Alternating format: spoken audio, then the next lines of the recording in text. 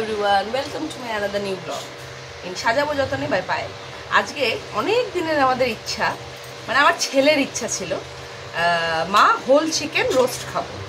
তো whole chicken roast করার জন্য আমি একটা দেখো এটা কতখানি গো ওয়েট, হ্যাঁ 1 কেজি মাপের আমি চিকেনটা নিয়ে নিয়েছি। এরকমভাবে নিয়ে নিলাম, ধোয়া পরিষ্কার করা, শুধু এখন আমি এটাকে মুছে নেব। এটায় জল থাকতে পারবে না।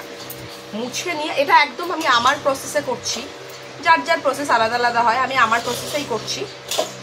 ভালো মতন মুছে ঠুছে নিয়ে এটার মধ্যে আমি মশলা ভরবো, ভরে চাকুটা আনো তো, এটাকে আমি ম্যারিনেট করে 4-5 ঘন্টা রাখবো। এটা আমি করবো রাত্রে, এখন আমি ম্যারিনেট করে রেখে দিচ্ছি। দাও তো দেখো পরিষ্কার করে কাটা, যেহেতু গোটা এটার মধ্যে লবণ ফবণ ঢোকাটা খুব নেসেসারি। তোমরা কি করবে, আমি করছি এটাকে এরকমভাবে মাঝখানে মাঝখানে স্লিট করে দিচ্ছি, তাহলে তেল মশলা খুব ভালো মতন প্রপারলি ঢুকবে মাংসতে এবং মাংসটা খেতে দুর্দান্ত।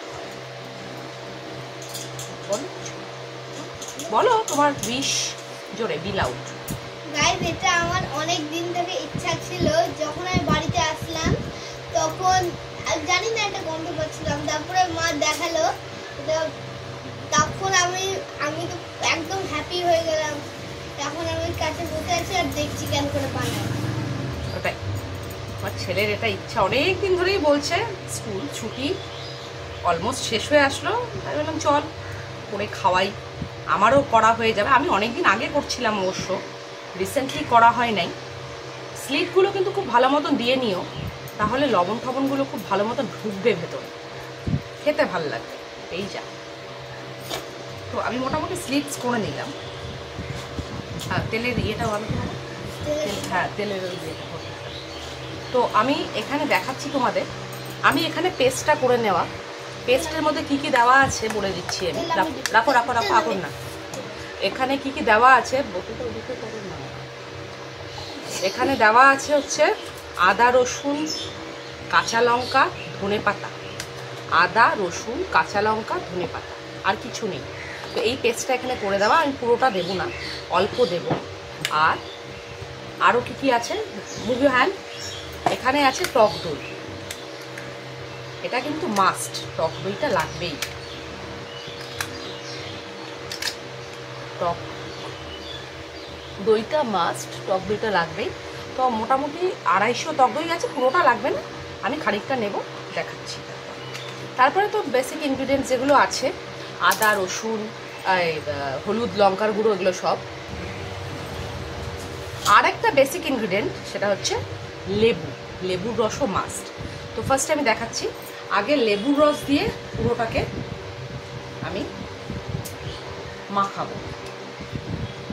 মোটামুটি একটা বড় পাতিলেবু নিয়ে নেবে, হয়ে যাবে।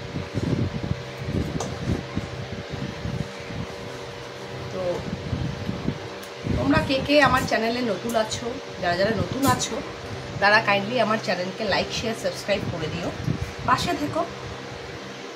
আগামী দিনে আমি আরও অনেক অনেক ভিডিও আনবো। আমার চ্যানেলে আমি সব রকম ভিডিওটাই করি, রান্না করি, ঘুরতে যাওয়ার হলে ঘুরতে যাই, কোনো ওকেশন হলে করি, ভেরিয়াস টাইপ অফ ওকেশন নিয়ে আমি আমার ব্লগিংটা করি। ভালো লাগে আমার কথা বলতে, ইন্টারাক্ট করতে। তো দেখো লেবু মাখিয়ে নিলাম, এখন আমি একে একে মশলাগুলো এটার মধ্যে মাখাবো। লঙ্কা দেওয়া আছে, হাতটা আমার জ্বলবেই। আমি, তোমরা জানোই, যারা আমার দেখছো ব্লগ থাকছো জানছো যে আমি কিন্তু শুকনো লঙ্কা ব্যবহার করি না। তো আমি রোস্টেও সেম নো শুকনো লঙ্কা, কাঁচা লঙ্কা দিয়েই করব। মোটামুটি 15টার মতো কাঁচা লঙ্কা পেস্ট করছি, যথেষ্ট ঝাল হবে, শুকনো লঙ্কা ফেল।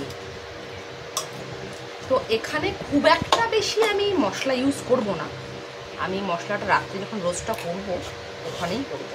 ভেতরে কিন্তু খুব ভালো মতন মশলাটা যাতে ঢোকে এটা এনশিওর করব। বাচ্চাদের জন্য মা বাবাদের সব কিছুই করতে হয়, সাধ্যের মধ্যে, অবশ্যই সাধ্যের মধ্যে। আমার ছেলের এটা অনেক দিনেরই শখ ছিল, অনেকবারই বলছে, তো আমি করে উঠতে পারিনি, ভীষণ টাইট শিডিউল আমার। তো এখন ছুটি অলমোস্ট শেষ হয়ে আসছে, করে দিই বাচ্চাটাকে, আনন্দ থাকবে। মা বাবা ছাড়া এই বা আছে বাচ্চাদের শখ পূর্ণ করার। আচ্ছা, এখন আমি এতে একটু দই মেশাবো। দেখো মোটামুটি দইটা কিন্তু একটু ভালো লাগবে, কেননা জিনিসটা ম্যারিনেট হলে খুব ভালো মতন ভেতরে ঢুকলে তবে সফট হবে, সফট হলে খেতে ভালো লাগবে। আমি একটু হলুদ দিয়ে দিলাম।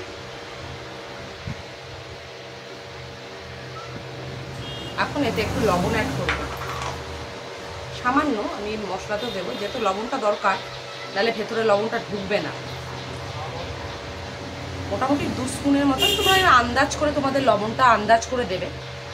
আমি মোটামুটি দিলাম,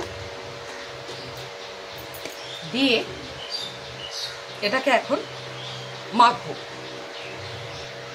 সরি, আরেকটা জিনিসও দিতে হবে, সেটা হচ্ছে গরম মশলা। গরম মশলা দেবে এতে। অনেকে তন্দুরি মশলাও দেয়, তো আমি যেহেতু তন্দুর বানাচ্ছি না, আমি আমার মতন করেই রোস্ট বানাচ্ছি, তো আমি আমার মতন করে জিনিসটা করি, দেখি না কেমন হয়। যদি ভালো হয় অবশ্যই তোমরা বানাবে এরকম করে বাড়িতে, আশা করি খারাপ হবে না। আরেকটা জিনিস দিতে পারো, সেটা হচ্ছে মিট মশলা। আমি 1 প্যাকেট মিট মশলাও দিয়ে দিলাম, জাস্ট ফ্লেভারের জন্য। এখন আমার ছেলে অনেকক্ষণ ধরে বলে যাচ্ছে যে মা তেলটা আমি দিব, তো দাও, পুট অয়েল অল্প দেবে, বেশি দেবে না, দাও, বাস বাস বাস বাস বাস, রেখে দাও। তেলটা দেওয়ার কারণ এটাই যে বাইন্ডিংটা খুব ভালো মতন হবে, মশলাগুলো খুব ভালো মতন ঢুকবে। পড়ে গেল বেশি, ঠিক আছে, নো ইস্যুস। করতে করতেই শেখে মানুষ। তো দেখো কি বলবো বন্ধুরা, গন্ধটা যা বেরাইছে না, বল।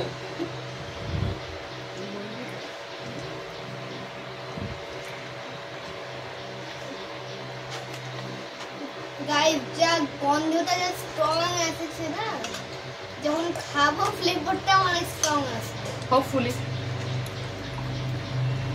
এটা যদি আমি তন্দুর করতাম তাহলে আমি এর ভেতরে টমেটো, গোটা পেঁয়াজ দিতাম, দেবো কিনা ভাবছি, না খারাপ লাগবে না না না। তো খুব ভালো মতো মাখতে হবে, কিন্তু মাখাটা হচ্ছে মেন, যাতে ভেতরে খুব ভালো মতন জিনিসটা ঢুকে। কাটিনি,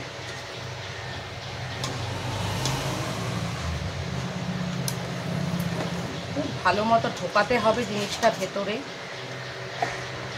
অনেক আগে করছিলাম এটা চাল সাথে থাকতে, অনেক আগে না, তখন জুরানের জন্ম হয়নি, তাও অনেক বছর আগে, 10-12 বছর আগে করছিলাম, তখন তো খুব ভালো হয়েছিল, ভুলে গেছি। খাওয়া হয় না ওরমভাবে, যাই হোক সেট করি। আমি আবার ভীষণ পিটপিটা, রঙই পিটপিটা। যাই হোক, দেখো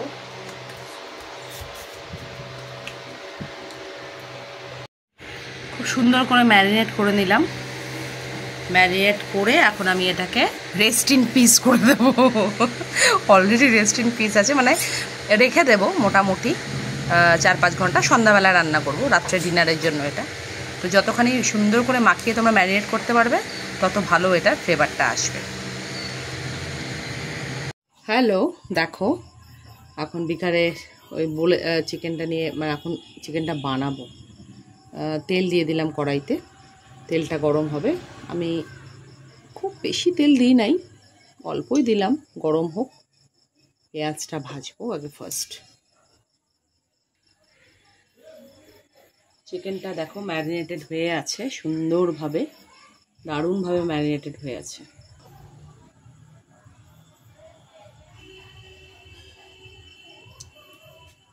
দেখো একটু কিছু আমি গোটা মশলা আমি ফোড়ন দিচ্ছি, কিছু লং, এলাচ, দারচিনি, একটু জায়ফলও দিতে পারো, দিতে পারো। হ্যাঁ ছিটবে একটুখানি, অসুবিধা নেই। একটু বেশি ছিটছে। কোনটা ফেলে দিও না আবার। হ্যাঁ সো এখন আমি পেঁয়াজ নিয়ে নিয়েছি, দেখো মোটামুটি 250 গ্রাম পেঁয়াজ আছে, মোটামুটি 250 গ্রাম পেঁয়াজ কাটা আছে।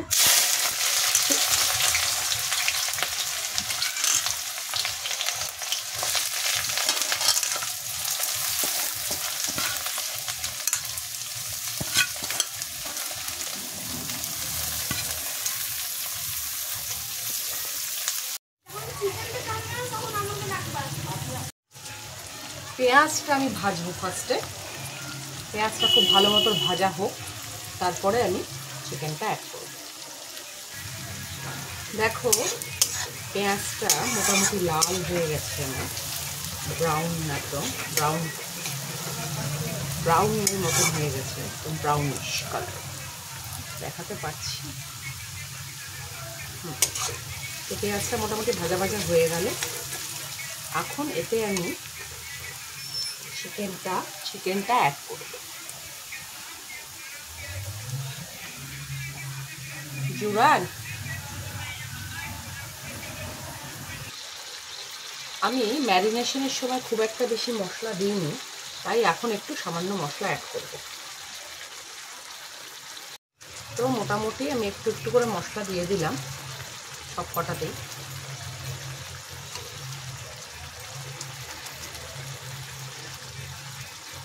মোটামুটি করে মশলা দিয়েই দিলাম।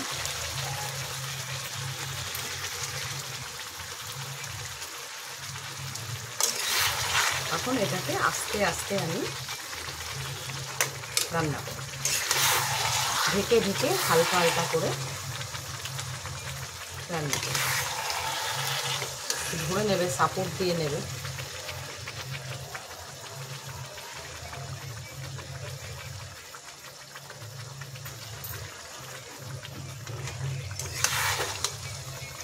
একটু কোনো কিছু সাপোর্ট দিয়ে উল্টে নেবে, বিকজ বড় জিনিস সাপোর্ট ছাড়া উল্টানো যাবে না।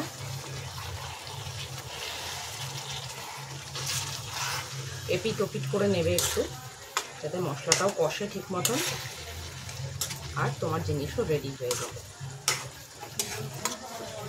দেখে গেছে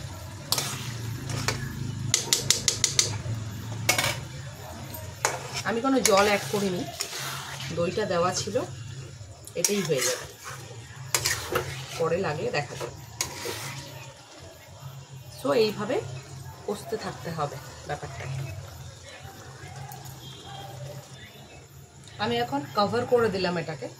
আমি বললাম যে ঢেকে ঢেকে আমি করব এটাকে, সিম করে, মানে বেশি আঁচে না, তাহলে পুড়ে যাবে ব্যাপারটা।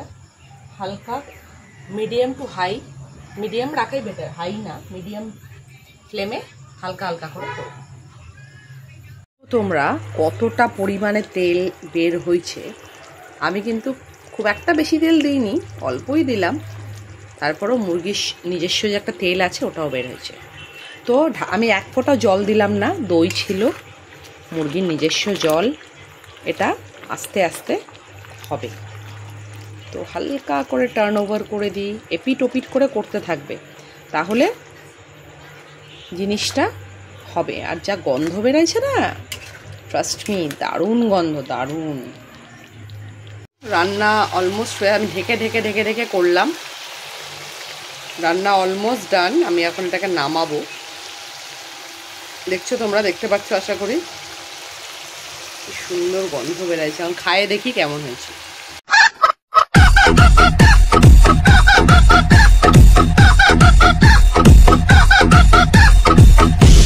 Continues.